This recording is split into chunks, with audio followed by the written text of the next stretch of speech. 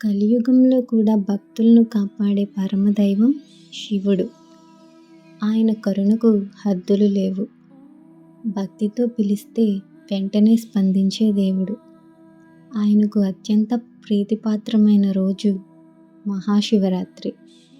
ఈ పవిత్ర రాత్రి వెనుక ఒక గొప్ప గాథ ఉంది. పూర్వకాలంలో ఒక అరణ్యం ఉండేది. ఆ అడవిలో ఒక వేటగాడు జీవించేవాడు. అతని జీవితం వేటపైనే ఆధారపడి ఉండేది.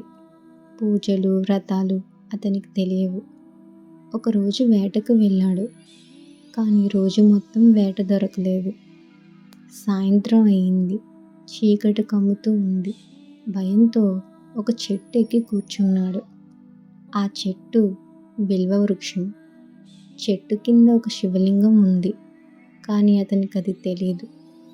నిద్ర రాకుండా ఉండటానికి ఆకులు కోసి కింద పడేస్తూ ఉన్నాడు.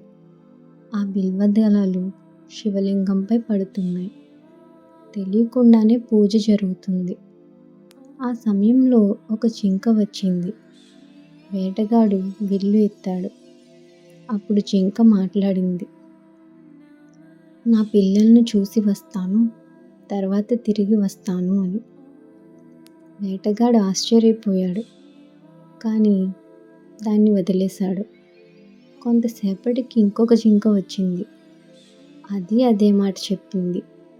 దాన్ని వదిలేశాడు. రాత్రంతా అతను మేల్కొని ఉన్నాడు. బిల్వార్చన కొనసాగుతూనే ఉంది.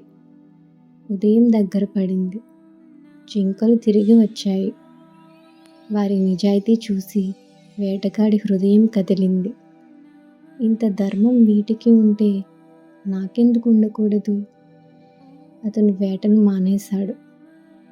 ఆ క్షణంలో ఒక దివ్య కాంతి వెలిగింది. శివుడు ప్రత్యక్షమయ్యాడు. తెలియక చేసిన పూజ కూడా నాకు ప్రీతికరం అన్నాడు. ఈ రాత్రి నువ్వు జాగరణ చేశావు, బిల్వార్చన చేశావు, దయ చూపించావు అని ఆశీర్వదించారు. మోక్షం కూడా ప్రసాదించారు. శివరాత్రి రోజు జాగరణ, బిల్వార్చన పవిత్రం. ఓం నమః శివాయ జపం మనసుకు పవిత్రం చేస్తుంది. ఈ కథ మనకు చెప్పేది ఏంటంటే, తెలియక చేసిన నిజమైన భక్తి కూడా శివుణ్ణి చేరుస్తుంది. ఇలాంటి భక్తి కథలు వినాలంటే మా ఛానల్ని సబ్స్క్రైబ్ చేయండి. ఈ స్టోరీ నచ్చితే లైక్ చేయండి. బెల్ ఐకాన్ ప్రెస్ చేయండి. ఓం నమః శివాయ.